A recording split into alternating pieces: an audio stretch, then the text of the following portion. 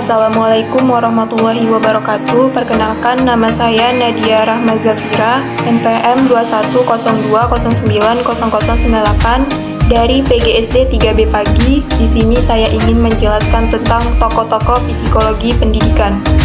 Tokoh-tokoh psikologi pendidikan yang pertama adalah teori Edward Lee Thorndike. Koneksionisme atau teori coba-coba adalah sebuah teori belajar yang dikemukakan oleh Edward Thorndike. Teori ini menyatakan bahwa perilaku setiap makhluk hidup merupakan hubungan antara rangsangan dan tanggapan. Prinsip dari teori koneksionisme adalah asosiasi. Pengembangan teori koneksionisme didasarkan kepada percobaan oleh Thorndike yang dilakukan terhadap ayam dan kucing.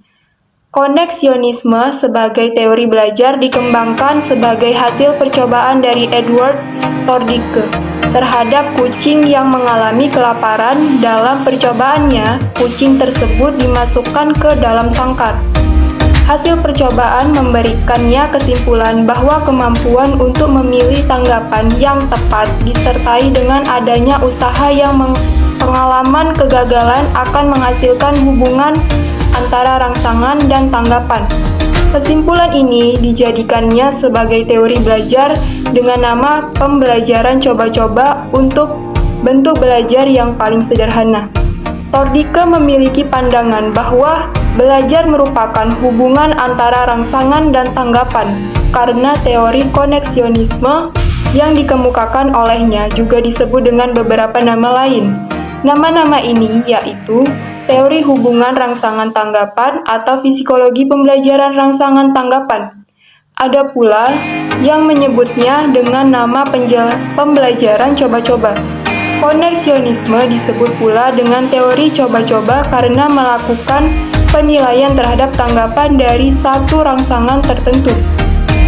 Koneksionisme juga disebut sebagai psikologi behavioristik ketika perkembangan teorinya telah menjadi lebih luas.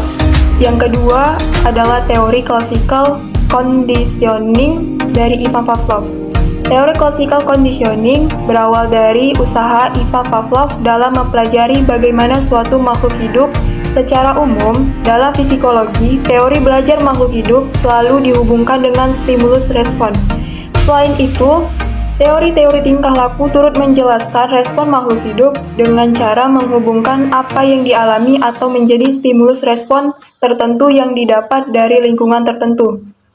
Proses hubungan yang terus-menerus antara respon yang muncul dan rangsangan yang diberikan inilah yang kemudian didefinisikan sebagai suatu proses pembelajaran. Dalam dunia psikologi, salah satu teori yang berusaha untuk menjelaskan hubungan antara stimulus dan respon adalah teori conditioning yang dikenal oleh Ivan Pavlov. Ivan Pavlov merupakan suatu atau seseorang behavioristik atau penganut paham behaviorisme yang terkenal dengan pandangannya bahwa terhadap hubungan yang kuat antara stimulus dan respon seseorang. Yang ketiga, teori operant conditioning dari Burrhus Frederick Skinner. Skinner dikenal sebagai salah satu tokoh psikologi behaviorisme yang sangat berpengaruh. Dalam perspektif behaviorisme, perilaku manusia yang dapat diamati atau dilihat, dapat dianalisa, diukur, dilukis, dan diramalkan. Sebagai seorang psikolog bermazhab behaviorisme, Skinner meyakini bahwa perilaku manusia dapat dijelaskan hanya dengan melihat berbagai faktor eksternal yang menyebabkan seseorang berperilaku tertentu. Dan karena itulah, kita tidak perlu melihat ke dalam pikiran dan motivasi internal seseorang. Dari dasar inilah Skinner kemudian mengenal istilah operant conditioning untuk mengilustrasikan pemahaman perilaku manusia yang begitu kompleks tanpa mempelajari pemikiran mental dan motivasi internal manusia. Oleh karena itulah operant conditioning kerap kali disebut juga dengan Skinnerian conditioning. Istilah operant conditioning sendiri dapat dimaknai sebagai sebuah bentuk pembelajaran di mana perilaku bergantung atau dikendalikan oleh ganjaran dan konsekuensi. Kajian mengenai operant conditioning dapat membantu pemahaman tentang kaitan antara perilaku dan konsekuensi dari perilaku. Skinner kemudian memulai kajiannya tersebut melalui serangkaian eksperimen yang dilakukan sebelum mengenalkan teori operant conditioning. Setelah melakukan serangkaian eksperimen, Skinner kemudian mengenalkan teori operant conditioning.